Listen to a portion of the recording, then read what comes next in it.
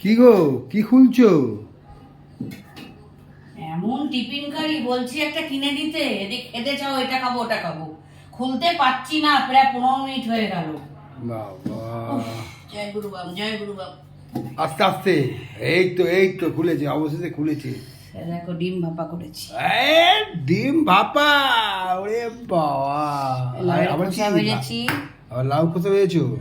আর এদিকে তোমার এটা আলু সেদ্ধ মেখেছি, আহ, আর আম টক ডাল। পেরেছিলাম যে, টক ডাল ওই আমডাল। ব্যাস, আবার কি? এটা খাবো ওটা খাবো বলছি, ভালো লাগছে না। ও, আজকে এই করেছি, আর কিছু না। এই যে সকালে লাউয়ের ঝোল আছে, বিকালে হ্যাঁ, রুটি দিয়ে লাউ খেয়ে ঝোল নেবে। রুটি দিয়ে ভালো খেয়ে ব্যাস, নেবে। আমার চিন্তা করতে হবে না, আমি যা দেখাই তাই দিয়ে খেয়ে নেবো। আরে ঠিক যাও তো আছে। যাও, শরীরে একদম ভালো না, যত বলি এটা খাবো কারণ ঝোল করলে হয়ে যেত দুবেলা।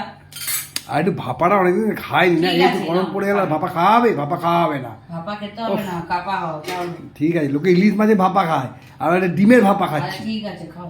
ঠিক আছে, যেটা ভালো যাচ্ছি, খাও স্নান সেটাই করতে হবে।